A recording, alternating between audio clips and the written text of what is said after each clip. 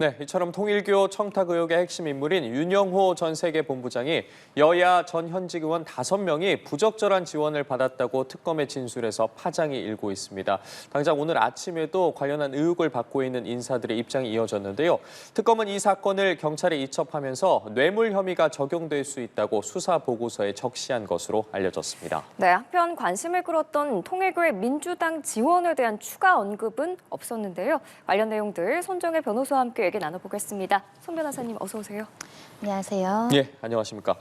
통일교의 민주당 정치인 지원 논란과 관련해서 이 의혹이 불거진 인사들이 오늘 오전에 이제 입장을 밝히기도 했는데 먼저 좀 시간을 어제로 돌려보겠습니다. 어제 윤영호 전 통일교 세계본부장에 대한 결심 공판이 있었는데 민중기 특검팀이 총 징역 4년을 구형을 했습니다. 특검이 윤 전 본부장에게 4년의 징역을 구형한 부분, 그 부분에 대해서 좀 어떻게 해석해봐야겠습니까? 네, 일단 구분해서 분리해서 구형을 했습니다. 예. 정치자금법 위반 2년, 그리고 청탁금지법, 횡령죄, 나머지 제명을 합쳐서 징역 2년을 구형한 점이 있는데요.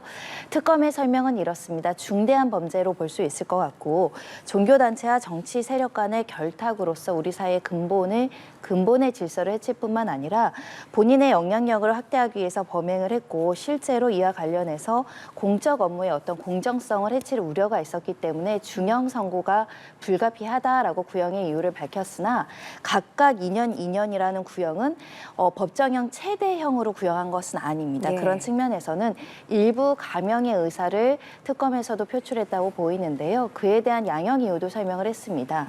일단은 특검 수사 과정에서 객관적 사실에 대해서는 일부 협조를 했을 뿐만 아니라 일부 반성하는 태도, 그리고 본인이 주도적으로 명령을 하는 위치에 있지 않고 통일교 총재의 명령을 수행하는 위치에 있었기 때문에 일부 이렇게 감경된 구형량을 제시한 것으로 보입니다. 예, 윤 전 본부장의 이제 결심 공판에서 통일교가 지원한 민주당 정치인들을 폭로하겠다고 예고를 했는데 관련해서 뭐 실제 폭로는 없었지만 여러 이름들이 언론을 통해 공개가 되고 뭐 사과를 하고 이런 일들도 있었습니다.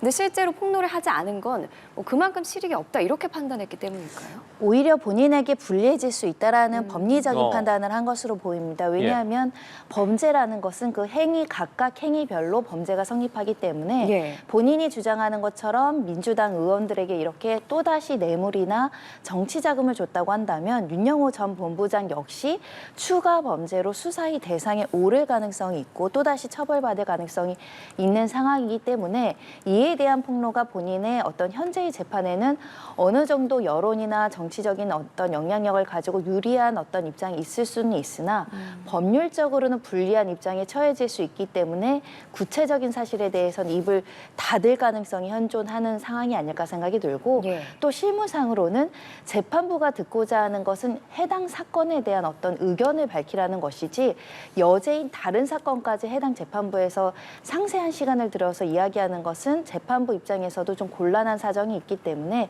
이에 대한 폭로는 언론이나 다른 통로로 할 것이지 법원에서 최후 변론의 형식으로 할 성질의 것은 아닙니다.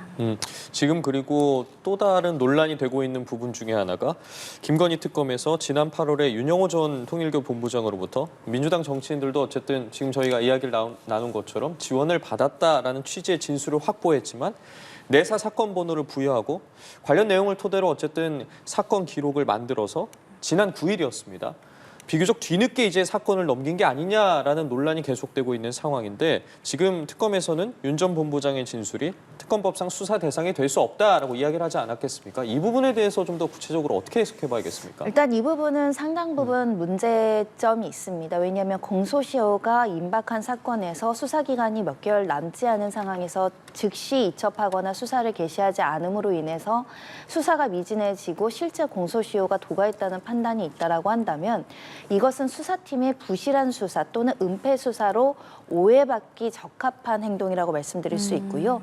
다만 최초의 윤영호의 진술이 구체적이냐, 믿을만한가, 믿지 못해서 수사를 개시 못했겠다, 관련한 정황이 부족하다라는 것은 합리적으로 이해가 되지만 특검법상 수사 대상이 아니라는 것은 법리적으로 근거가 좀 약하고요. 특검에서 못한다고 한다면 다른 기관에 이첩해서 수사를 개시할 수 있음에도 불구하고 3, 4개월이라는 시간을 허비했다는 점에서는 비판받아 마땅할 뿐만 아니라 비판뿐만 아니라 관련된 직무에 대한 감찰도 개시돼야 되는 게 개시될 필요성이 있다라고 이야기 드릴 수 있을 것 같고요. 다만 특검 측에서 그 당시 윤영호의 진술은 수사를 개시할 정도의 신빙성이 없다. 그러니까 구체적 근거 없이 추상적으로 이야기했다라고 한다면 수사의 개시는 사실상 어려울 수 있거든요. 다만 이 주장이 사실인지 아닌지는 윤영호의 진술도 받아보고 관련된 조서도 확인해 봐야 될 것 같습니다. 예, 특검이 이렇게 지난 8월에 윤 전 본부장의 진술을 확보하고도 뒤늦게 사건을 넘겨서 뭐 수사기관이 촉박한 거 아니냐 이런 지적도 나오는데 그 특검이 이첩한 수사 보고서를 보면요. 범죄 혐의를 정치자금법이 아니라 뇌물수수 혐의로 적시를 했더라고요. 이 두 개가 엄연히 다른 거잖아요. 일단 정치자금법은 정치자금을 정치자금법의 정한 절차에 의하지 않고 제공했을 때 정치자금법 위반이 성립을 하는 것이고요. 네. 이에 더불어서 돈이 갔는데 대가관계, 그러니까 업무상 어떤 현안을 청탁하고 그와 관련해서 공무원이 그 직권으로 어떤 특혜를 줄 수 있는 연결고리가 성립하면 뇌물죄가 성립을 합니다. 뇌물죄는 훨씬 더 정치자금법보다 법정형이 높은 제명이기 네. 때문에 공소시효도 이 정치자금법이 7년이라고 한다면 뇌물수수는 최대 15년까지 늘어난다라는 측면에서 공소시효를 도과하지 않고 이 기소할 수 있다는 점이 있지만 또한 한편으로는 구체적인 청탁이 있었다는 점을 수사기관이 입증을 해야 되다 보니까 정치자금법 수사보다는 뇌물죄 수사가 좀 더 까다로울 수 있다. 다만 현재 윤 전 본부장이 거론하는 그 민주당 인사 중에는 예. 그 당시 공무원이거나 국회의원이었던 신분이 그러니까 공무원인 사람들이 있기 때문에 공무원한테 어떤 청탁을 하고 돈을 줬다면 그리고 실제로 현안에 대한 공모가 있다라고 한다면 이것은 뇌물죄 성립 가능성이 있기 때문에 지금 뇌물죄로 검토하겠다라는 의견이 나오는 것 같습니다. 네, 알겠습니다. 경찰도 어쨌든 공소시효에 맞춰서 지금 신속하게 수사를 이어가겠다는 방침이고 지금 나오고 있는 이야기가 윤영호 전 본부장이 교단 돈을 쓰다가 지금 배달 사고를 내놓고서 특검에 허위 진술을 했을 가능성에 대한 이야기도 나오고 있습니다. 이재명 대통령도 여야 구분 없이 좀 엄정 수사를 해라라고 지시를 한 상황인데 경찰청 국수본 수사 앞으로 좀 어떻게 진행이 되는 거고 어떤 부분을 가장 먼저 들여다보는 겁니까? 네, 본인이 배달 사고를 내고 착복한 사람이 허위 진술로서 이렇게 구체적인 정황, 특히 어떤 실명까지 거론하기는 상당히 좀 어렵지 않을까라는 생각을 하고 있고요. 윤여고 전 본부장은 통일교의 어떤 조직원으로서 이 단체, 이 어떤 종교단체의 어떤 역할을 주요하게 했던 사람이니까 단순히 배달 사고했을 가능성보다는 본인이 여러 가지 어려운 처지를 극복하기 위해서 여권 인사들에게 SOS를 구하는 목적으로 추상적이나마 이런 진술을 했을 가능성은 여전히 열려 있지만 실제로 어떤 단체가 로비를 할 때는 여야 주요 인물들에게 접근하는 것이 관례적이고 사회 통념이다 보니까 실제 돈이 흘러갔을 가능성을 염두하고 철저하게 수사하는 게 맞을 것 같고요.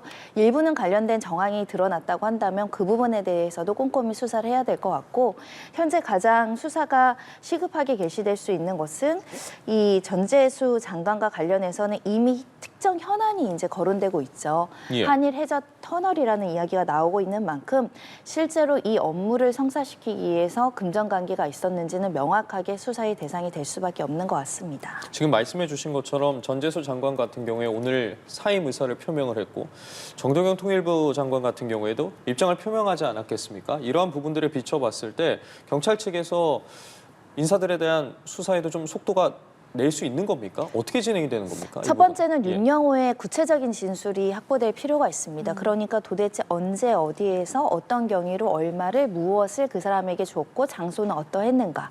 그리고 통일교 내부에 분명히 그와 관련한 보고나 내용들이 있을 것인데 그에 대한 압수수색도 진행될 필요가 있고요. 이 관계자들에 대한 모든 참고인 조사 이런 것들이 진행되고 압수수색이 진행된다고 한다면 이 뇌물이든 정치자금법 위반의 피의자든 이 입건된 사람들에 대한 이제 진술 조사를 받아야 되는 상황이고요. 통상적으로 받은 사람은 전혀 받지 않았다라고 주장하는 것이 현실인 만큼 이 객관적인 물증과 진술을 확보하는 것은 수사기관의 역할이고 경찰이 그 업무를 할 것으로 보입니다. 이제 주제를 좀 바꿔서요.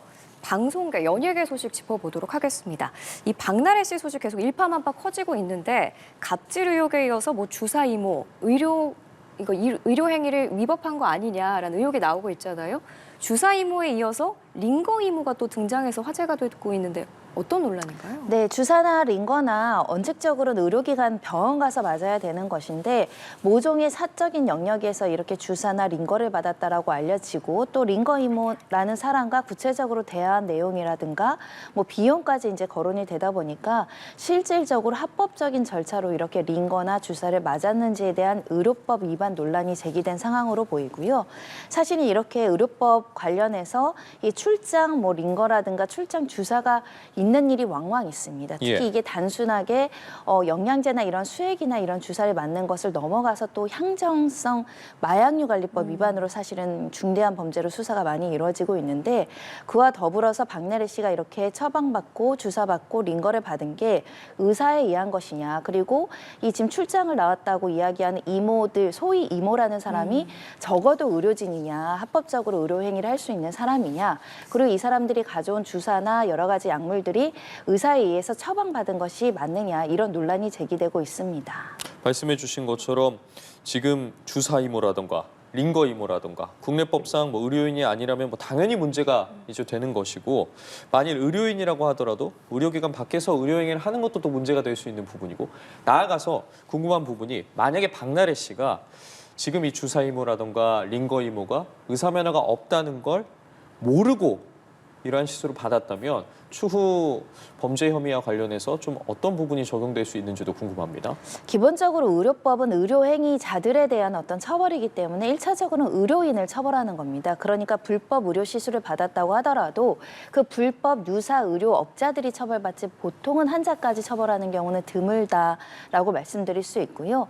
다만 의료법에는 누구든지 무면허 의료행위를 시켜서도 안 되고 무면허 행위를 받아서는 안 된다는 규정이 있습니다. 만약에 박나래 씨가 이 소위 말하는 주사 이모라는 사람들이 현행법에 위반되는 무면허 의료업자, 무면허자라는 것을 알면서도 적극적으로 오랫동안 불법임을 알면서도 인지하고 이렇게 업무를 시켰다고 한다면 공범으로 처벌 가능성은 열려 있습니다. 근데 통상 이런 사건을 수사하다 보면 나는 개인적으로는 의료법을 잘 알지 못하고 네. 적법한 의료행위를 할 수 있다라고 그 사람이 말했기 때문에 나는 만연히 믿었고 내가 왜 불법 의료업자로부터 이렇게 시술을 받겠느냐 이렇게 변소를 하기 때문에 통상적으로 알면서도 받았다는 것을 입증하기 굉장히 어렵고 이런 입증은 보통은 그 무면허 의료업자가 내가 설명을 해줬다라고 자백을 하거나 또는 그 대화 내용 중에 이모 이거 불법인데 괜찮아요 뭐 이런 식의 대화가 있다라고 한다면 입증이 가능할 수도 있습니다. 예,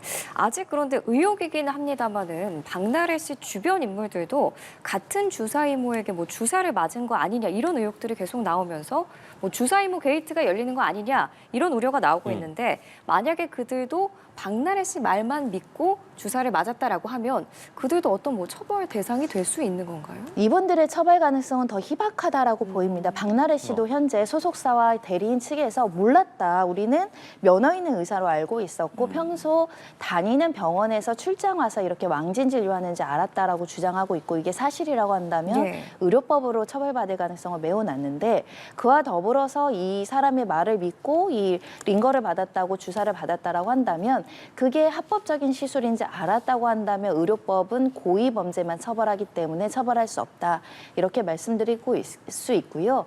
주사나 링거 이모하니까 마치 이 자체가 모두 불법으로 이제 좀 오인될 여지가 있어서 설명드리면 요즘에는 직장인들도 직장 주변에서 피곤하면 링거를 많이 맞습니다. 네. 그러니까 수액이라고 하죠. 뭐 비타민제라든가 여러 가지 영양 성분을 넣어서 그래서 링거 주사나 뭐 이렇게 주사를 맞는 행위 자체가 다 불법적으로 그려지는 것은 타당하지 않고 다만 의료법이 왜 정해져 있냐면 혹시 무면허 시술업자가 이 의료인인 척 해가지고 이 사람한테 주사를 놨다가 심각한 어떤 질병에 처하거나 사람이 죽거나 이런 오남용의 문제가 있기 때문에 이거 엄격히 규제하는 것이거든요.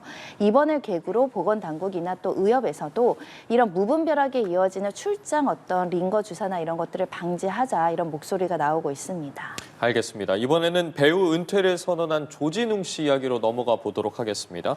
지금 조진웅 씨의 소년범 전력을 언론에 제보한 사람이 조진웅 씨와 같이 범행을 한 공범 중에 하나일 가능성이 제기되고 있습니다. 물론 구체적으로 더 들여다봐야겠지만 아울러서 지금 최초로 보도한 기자 2명 같은 경우에도 소년법 위반 혐의로 고발이 된 상황인데 지금 이러한 논란이 계속되는 이유 중에 하나가 소년법 사건 기록이 당사자, 그러니까 조진웅 씨가 아니면 열람이 불가능하기 때문이다라는 부분이 문제가 되고 있는 거죠. 네, 그렇습니다. 뭐 다양한 원인이 있을 것 같습니다. 추정을 하자면 이 조진웅 씨를 알고 있는 동창이나 이 소년원 이력을 알고 있는 사람들이 언론사에 제보를 했을 가능성이 있고 언론사는 이것을 팩트 체크하는 과정에서 이 불법적인 수단으로 이것을 취득했을 가능성을 열어놓고 여러 가지 가능성이 지금 의혹이 제기된 상태인데요. 일단은 내용 자체를 그냥 구두로 확인했다라고 한다면 실제 어떤 정보에 불법적으로 침입해서 획득한 것은 아니기 때문에 그 자체로 처벌할 수는 없지만 만약에 이것을 확인하는 과정에서 예를 들면 공무원에게 접근해서 좀 조회를 한다거나 이런 경우가 있었다고 한다면 소년법 위반일 뿐만 아니라 해당 공무원은 공무상 비밀 누설이나 개인정보법 위반으로 처벌될 여지가 있고 또 공범 중에 일이 내가 가지고 있는 수사 자료나 여러 가지 이제 처분받은 결정문 같은 것을 공개했다라고 한다면 이거는 조진웅 씨에 대한 뭐 명예훼손이나 이런 문제로 거론할 여지가 있는 상황이고요. 소년법의 기본 취지는 이 소년이 잘못을 했다고 하더라도 한 번 실수했다고 네 인생이 망한 게 아니라 제 사회와 재범하지 않고 열심히 살면 훌륭한 성인이 될 수 있다라고 어느 정도 기록을 보호해 주면서 이 건전하게 성장할 수 있도록 소년을 보호해 주는 취지로 이 수사 경력 자료나 이런 것들을 엄격하게 관리하고 있다라고 볼 수 있고요. 그래서 현재 이 사건이 거론이 되면서 이 소년법을 위반했다라고 고소 고발 사건도 접수된 만큼 이 사건이 어느 경로로 유출됐는지는 뭐 조만간 확인되지 않을까 합니다. 예, 그래서 이게 여기서 이제 연장선상에서 추가적으로 나온 좀 논쟁이 있는데 소년범은 기록에 안 남는데 지금 학폭, 학교 폭력 같은 경우에는 기록에 남는 것과 관련해서 이거 형평성에 좀 안 맞는 거 아니야? 이런 논란도 나오고 있거든요.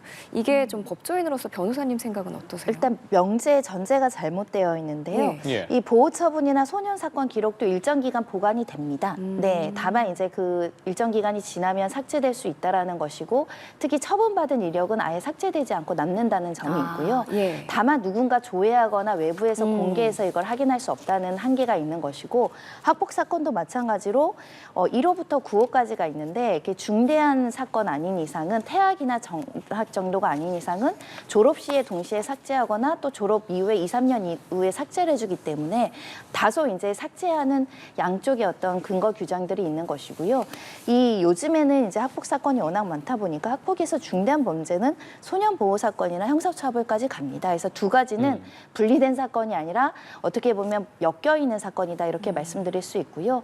다만 이제 우리 조진욱 씨 사건의 이제 범죄명이 워낙에 중대한 강도 강간이다 보니까 중범죄를 저지른 더군다나 소년범까지 우리가 보호소년이라는 이름으로 보호를 해줄 사회적 필요성이 있는가, 피해자의 입장은 어떨 것인가 이런 부분에 논란이 제기된 상황이고요. 다만 또 반대 목소리는 그래도 10대 청소년들이 어떤 특성상 이 소년범죄까지 모두 공개해서 사회적인 낙인을 찍으면 10대 소년들을 괴화시킬 수가 없다. 어떤 소년이 잘못을 했고 뭐 예를 들면 강간죄를 저질렀는데 그래도 공부 열심히 하고 열심히 살면 너가 네가 하고 싶은 일을 할 수도 있다라고 우리가 설득해야 얘를 교화시킬 수 있는데 조진웅 사건을 봐라. 아무리 제가 잘못해도 제가 소년보호 사건 중대 처벌 받았으면 내 인생은 이제 끝 아니냐. 열심히 노력하지 않겠다. 이 두 가지 관점에서 서로 토론을 해야 되지 이 소년보호 사건을 어떻게 할 문제를 한 연예인의 사건을 대비해서 우리가 결론을 내릴 수는 없을 것 같습니다. 말씀해 주신 것처럼 뭐 여러 지점에서 고민이 필요한 부분인 것 같습니다. 오늘 말씀 여기까지 듣겠습니다. 지금까지 손정혜 변호사와 함께했습니다. 말씀 고맙습니다.